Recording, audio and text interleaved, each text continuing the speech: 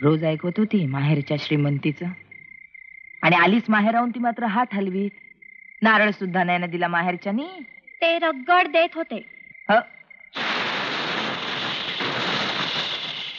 ह्यांनीच नको म्हटलं सामान वाढतं म्हणून. म्हणेल तर काय झालं, जावई म्हणून पहिल्यांदी गेला माझा प्रसाद.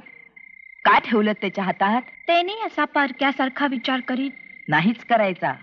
भुरळ पडली ना त्याला सासरच्या मोठेपणाची. कुणी दाखवलाय मोठेपणा? नाही तर काय. रोज आम्ही आपलं ऐकतोय. प्रवचनात कापड येतं, धान्य येतं, सोनं येतं आणि नाणं येतं. गुरुनी काय आणलं ग त्या दिवशी? तुम्ही मात्र धावलात त्याच्या मागे सोन्याची चेन घेऊन. हवाय का आप्पांनी गहू तांदूळ पाठवायला? सांगितलं तर उद्यापासनं पाठवतील. दर महिन्याला न चुकता. आपल्यालाच काही वाटायला हवं घेताना.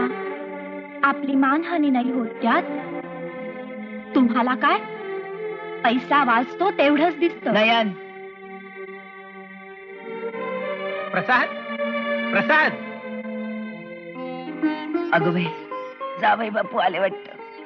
भाजी चिरून ठेव का तेवढी? हो. काय म्हणताय जावई बापू? अहो, कधी यायची आमची सुमी बाळणपणासाठी?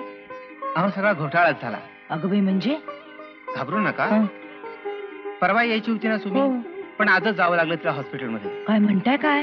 अहो, मुलगी झाली. दोघेही सुखरूप आहे, काही काळजीचं कारण नाही नाही. नाही. हो, वंशना मुलगी झाली. हो. चहा ठेव जा जावई बापूंसाठी. तुम्ही घेणार आहे? नको.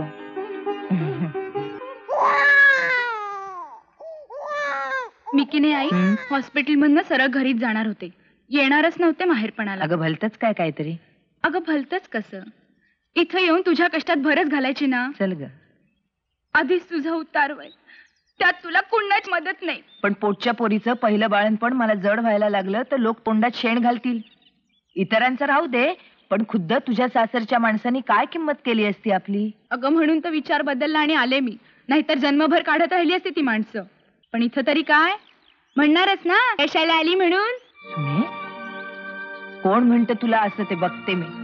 पुढचं पुढं, पण माझे हातपाय जोपर्यंत धड आहेत ना तोपर्यंत माझ्या मुलीला या घरात याची चोरी नाहीये. हो, ती इथं जन्मली आहे, कुठून बाहेरून नाही आलेली. समजलं ना?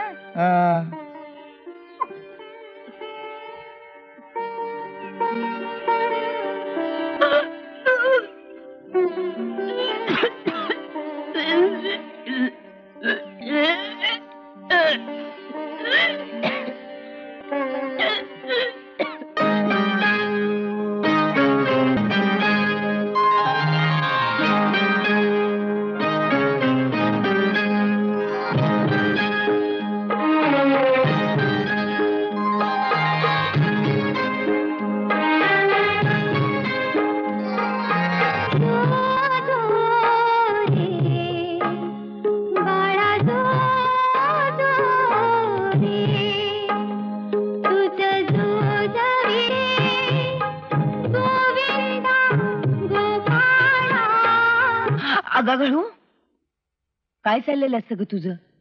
स्वतःशीच हसत काय असतेस, बोलत काय असतेस? काय दिवस राहिले नाहीत की काय कोणाला? आणि आता काय भाईंकडनं तपासून घ्यायचंय काय? कौतुक चाललेत नसती.